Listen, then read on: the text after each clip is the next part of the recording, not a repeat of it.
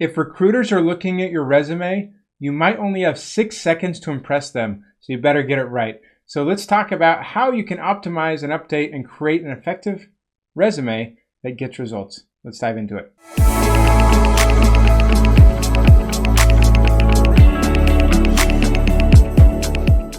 Hey, my name is Jeff Perry, leadership career development expert, author of The Intentional Engineer and The Intentional Career Guide to Professional Networking, and creator of the Engineering Career Accelerator program. And today we're talking about resumes. I don't usually start with resumes, but resumes are a key piece to applying to jobs and getting traction and getting people to recognize who you are and what you do. I don't love them, but they're part of the game. They're part of the process for landing most jobs. And so we need to do them, and we need to do them well.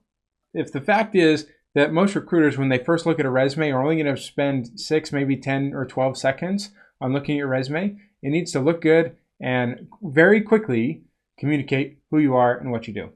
And so to start, the things that are most important are at the very top. If they only get a few seconds, they're going to scan very quickly. And so you need to showcase that you do have and are going for the exact role that you're applying to. If there's no other keyword that you make sure to optimize for, when you apply to a specific job, make sure you put somewhere towards the top the exact role name that you're applying for. Okay? Put your basic stuff up top, your contact information, your LinkedIn profile, all that stuff, and then a very short but effective and pointed personal description or summary towards the top that really showcases in just a couple sentences who you are and what you can do effectively. And then I like, instead of jumping right into the experience section, getting into a skills section. This is bulleted points that you would love to correspond as much as possible with the skills that the job is looking for in the job description, and desired skills and traits and experience that you showcase very quickly in these bullet points that you have those skills that they're looking for. So therefore, in your summary and your skills section, you very quickly showcased that you have the basic things that they're looking for. Now they might dive deeper. They don't need to dive in to say, oh, do they check the basic boxes into your experience section, other than maybe looking at the titles or the roles that you've had over the years before they know the answer to that question. Now, when they go look at the experience section, they might spend a little bit more time if you've impressed them at the top with your experience section. And now you need to showcase the impact that you've delivered.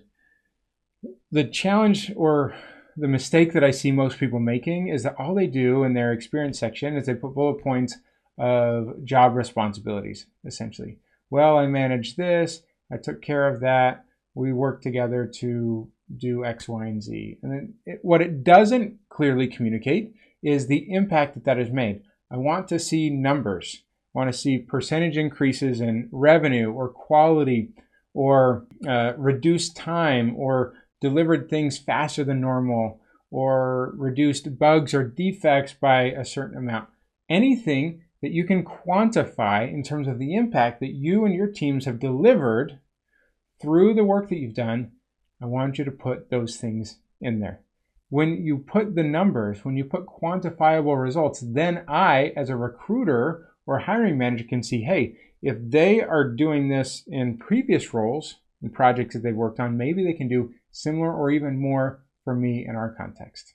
And finally, just as a formatting note, make sure that it looks nice. There's no perfect format, but find a good template. There are plenty of online ones, or there are even resume template tools that you can create online that'll adjust things. Don't make it messy.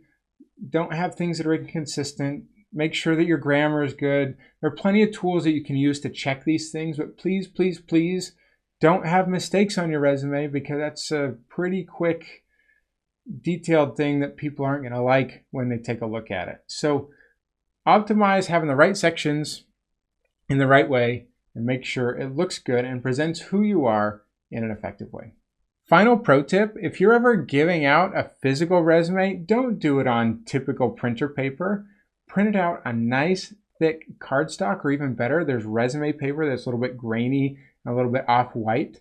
When you hand that to someone, they see that you're someone who means business, or you're at a career fair or some other networking event where you go in person to an interview and you hand them a copy of your resume. Please do that with nice, thick, high quality paper. It'll just leave a little extra impression to say, hey, this person is someone who cares deeply, and it's going to stand out from the pack of resumes that they might be getting. If you have any questions for how to optimize resumes, drop them in the comments below. I would love to hear what questions you have so that we can make more videos that are going to be helpful for you. And finally, make sure to like and subscribe this video to be able to find more videos like this and help others see the channel. Really appreciate that. I hope to see you on the next video. If you ever need help or assistance in developing your intentional career, please reach out and let's connect. Thanks so much. We'll see you on the next one.